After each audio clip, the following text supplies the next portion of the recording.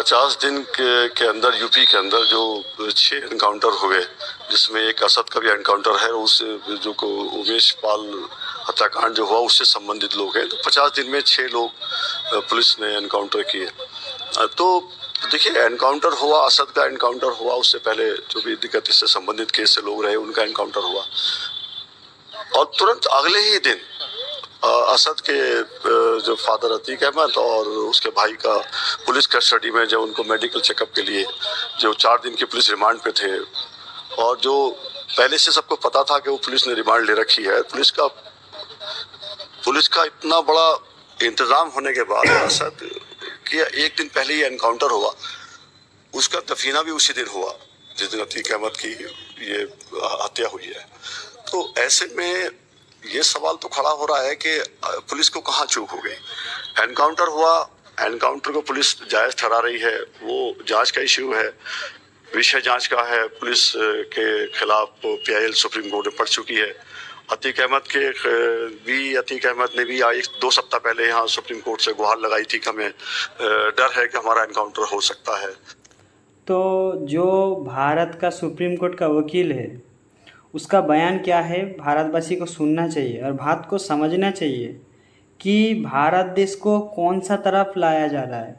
कोई क्राइमर है, कोई क्राइम किया है, सुप्रीम कोर्ट देश में है, हाई कोर्ट है, कानून है, संविधान है, सब कुछ हमारा देश में अभी है। तो उसका ज़रिए उसको सज़ा दो, मौत दो, फांसी दो, कोई कुछ नहीं बोलेगा। लेकिन ये जो हो रहा है, आप पूरा बात सुप्रीम कोर्ट का वकील का सुनिए, उसके बाद मैं कहता हूँ। तो वो भी मामला पेंडिंग था। सुप्रीम कोर्ट ने ये भी कहा था कि आप जो है कंसर्न हाई कोर्ट में जा सकते हो और वहाँ जा कर के ये अपनी मांग कर सकते हो, लेकिन उस वक्त उनके वकील ने ये कहा था कि हाई कोर्ट क्योंकि प्रदेश के आता है, तो वहाँ के हालात को देखते हुए शायद हमें इंसाफ मिलेगा नहीं मिलेगा, इस तरह की बात की थी। तो वो भी पेंडिंग था मामला, तो वो भी संज्ञान में है सुप्रीम कोर्ट के कि 2 सप्ताह पहले ही उन्होंने ये बात कही थी। और जैसे सुनने में आ रहा, अशरफ ने भी ये बात कह दी थी 2 सप्ताह पहले कि हमारा सफाया हो सकता है, मुझे एनकाउंटर हो सकता है। तो उनका एनकाउंटर नहीं हुआ, असद का, उसके बेटे का एनकाउंटर हुआ, एक दिन पहले हुआ। और अतीक अहमद एक क्रिमिनल था, नो डाउट, 100 से ज़्यादा उसके पास केस रजिस्टर्ड थे, लेकिन वो केस एक दिन में तो थे नहीं, लंबे समय से चले आ रहे थे। उसके साथ साथ वो सांसद भी था, विधायक भी रहा 5 बार, और उसी सीट से सांसद था जहाँ से पंडित जवाहरलाल नेहरू साहब जो है उससे सांसद थे। तो ऐसे में एक अचानक से सिक्योरिटी को क्रॉस करते हुए कुछ पत्रकार के भेष में लोग आते हैं, जो पुलिस की जो रॉ है, अगर रॉ को देखेंगे, जो दोनों साइडों में रॉ चल रही है, और उनको एहसास भी नहीं कि हमारे बराबर से कहाँ से रिवॉल्वर आ गया। और वो लोग जो है अचानक से जब मीडिया से बात कर रहे हैं, और ये भी है कि इतना दौर में अगर पिछला इतिहास देखा जाए तो अतीक अहमद को पुलिस ने बहुत ज़्यादा मीडिया से सामने नहीं लेकर आए। तो जब आप सिक्योरिटी के तौर पे उसको लेके जा रहे हो मेडिकल चेकअप पे, तो आप मीडिया से क्यों मिला रहे हो? तो कहीं ना कहीं लैकुना तो समझ में आ रहा है कि कहीं लैकुना पुलिस के लेवल पे हुआ है।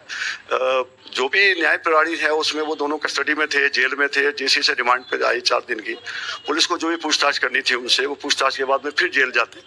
और जैसे कि अतीक अहमद को तो पहले भी सजा हो चुकी थी, और हमारा न्याय तंत्र जो है बहुत मजबूत है, हमारे हाईकोर्ट का जो हथौड़ा है वो बहुत मजबूत है। हमें पूरा विश्वास है पूरे देशवासी को, जिस पे देश चलता है संविधान से चलता है, तो उसके तहत उनको सजा मिलनी चाहिए थी। जघन्य अपराध उनके के खिलाफ उनके रजिस्टर्ड हैं केसेस, और इस तरह के कोई भी अपराधी हो, किसी भी जाति धर्म से हो, उसके खिलाफ कार्रवाई होनी चाहिए, लेकिन कानून के दायरे में होनी चाहिए। और इससे मनोबल टूटता है, आम जनता का भी मनोबल टूटता है कि जिस तरह से सिक्योरिटी के अंदर अचानक से 3-4 लोग आकर के और वो पत्रकार के वेश में आके उन्होंने इस तरह से गोली चलाई, तो भविष्य में जो दूसरे जनता है उसके विश्वास टूटता है कि क्या पुलिस के साथ भी हम सेफ हैं, क्या पुलिस सुरक्षा करने में कामयाब है। और दूसरा ये है, जिस तरह से और भी टीवी चैनल वाले बात कर रहे हैं, मैं देख रहा हूँ यहाँ भी बात कर रहे हैं कि उनको एक भी क्रॉस फायरिंग नहीं की पुलिस ने। यही बात है समझने का कि पुलिस ने एक भी हवा में फायरिंग नहीं, मतलब क्यों नहीं किया, उसका कारण क्या था? एक आके गोली चला रहा है, हाँ अगर क्राइम किया है तो संविधान है देश में, हाई कोर्ट है, सुप्रीम कोर्ट है, वो सजा देगा, लेकिन वो गोली चला है, उसके ऊपर फायरिंग नहीं किया। तो ये क्या चल रहा है देश में समझ में नहीं आ रहा है। देशवासी को समझना चाहिए कि देश किधर जा रहा है, देश और भी किधर जाएगा अगर अभी भी इस जो किसका गलती है मेरे को समझ में नहीं आ रहा है, लेकिन देश का आवाम को समझना पड़ेगा। सर का पूरा बात सुनिए। तीनों के ऊपर वो अचानक से गोली चलाते रहे और पीछे से शर्ट पकड़ी एक पुलिसकर्मी ने। तो उनको जब उनको लगा कि ये अपराधी है, अपराधी पे गोली चलाना भी तो कोई अपराधी है ना, उस पर भी तो 302 ही लगेगी। तो जो तीनों लोग हैं उन्होंने कहा भी यही है अपने बयान में कि हमें अपराधी बनना है, हमें बड़ा माफिया बनना है, हमें डॉन बनना है। तो यहाँ दो डॉन खत्म हो रहे हैं तो 3 नए डॉन पैदा हो रहे हैं और नई उम्र है उनकी, नए लड़के हैं वो। तो लंबा इतिहास खेलेंगे यूपी में। तो क्या ये सिलसिला इसी तरह चलता रहेगा कि 2 डॉन को खत्म करने के लिए फिर 3 नए डॉन पैदा हो जाएं, उनके अंदर भी फिर 100 करोड़ रुपए की सुपारी ली जाए, फिर वो एक नया इतिहास रचेंगे, फिर नई सरकार आएगी। तो कहीं ना कहीं इसीलिए हम कहते हैं सरकार को ये पुलिस को तो साथ में लेकर के ये सोचना चाहिए। जवाबदेही है, न्याय प्रणाली है और न्याय सिस्टम है देश के अंदर, आईपीसी है जिसके तहत न्याय संगत, जैसे इलाहाबाद हाई कोर्ट में हमने सुना कि वहाँ पर जो यूनिवर्सिटी है इलाहाबाद में और वर्ल्ड फेमस यूनिवर्सिटी है, वहाँ ये कहा जाता है कि शमशीर नहीं है मेरे हाथ में तो क्या हुआ, हम कलम से ही कत्ल करेंगे कातिल का। तो कलम की जो पावर है, जो वहाँ बताया जाता है, जो आईएएस आईपीएस के लिए लोग वो जो गढ़ माना जाता है इलाहाबाद, वो एक पढ़ने वाले लोगों का गढ़ माना जाता है। वहाँ से कितने आईएएस आईपीएस बने, सिविल सर्विस से देश की सेवा की लोगों ने, और वहाँ से कितने जजेस आए हैं, हाई कोर्ट सुप्रीम कोर्ट पहुंचे हैं। तो वो एक ऐसी धरती है जहाँ पर पढ़ने लिखने के बारे में जाना जाता है। अतीक अहमद सांसद था, सांसद के साथ साथ विधायक भी रहा, अपराधी था, अपराधी इतिहास था। वो ऐसे अपराधी कहीं भी हो रहम के लेवल पे नहीं है, लेकिन हम इसका जश्न नहीं मना सकते। इस देश में जब हम प्रजातंत्र में खड़े हों, अपने संविधान को लेकर चल रहे हों, तो हम एक जघन्य अपराध के लिए, उसने अगर जघन्य अपराध किए, न्याय प्रणाली है उसको सजाए मौत देती है, उसको उम्र कैद देती, वो उसको अपने भुगतते जो उन्होंने किया है। लेकिन क्या हम कानून का हाथ में लेकर के पुलिस प्रशासन मुंह दर्शन बन जाएगा? ऐसे तो कहीं भी कोई भी 3-4 लोग आएंगे, किसी को भी ठोकेंगे और चले जाएंगे और बाद में वो नारे लगाते हुए निकल जाएंगे और कहेंगे कि हमें भी तो डॉन बनना है। फिर पुलिस प्रशासन उनको जेल भेज देगा, जेल के बाद में वो बेल पे छूट जाएंगे। जब बेल पे छूटेंगे उनका भव्य स्वागत किया जाएगा, कोई नए पैसे वाले फाइनेंसर उनके साथ खड़े हो जाएंगे, वो एक नया इतिहास रचेंगे। तब इसके लिए इसका तो इसी लेवल पे जो जागरूक समाज है वो इसके बारे में विरोध करता है। तो सर का बात पूरा आप लोगों को मैं सुनाया। सर ने बहुत बात समझने के लिए बोला कि देश में क्या कानून प्रणाली अभी तक नहीं है, क्या है ना, कानून का सिस्टम है।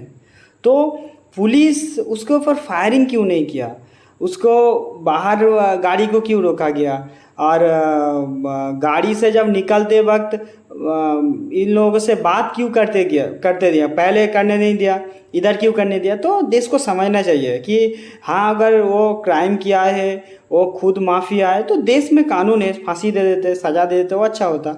लेकिन ये जो किया जा रहा है, अब देश में जो मतलब दंगाई आतंकी सोच है, उसको पावर मिलेगा और क्या होगा। सर यही समझाया कि भारत का हर नागरिक को भी समझना चाहिए। आप लोग समझ के देखिए कि सर का बात कितना तक सही है, कितना तक सही है। सच में भारत का हर नागरिक को सोचना चाहिए कि नहीं, ज़्यादा नौजवानों को, कि किधर जा रहा है। हम लोग को मतलब क्या बोलूँ कि कानून का हर मतलब सिस्टम को जानना है, जान के समझना है कि ये क्या किया जा रहा है, ये कानून का दायरे में आता है कि नहीं। तो हर भाइयों को सोचना चाहिए और ज़्यादा से ज़्यादा शेयर करो भाइयों।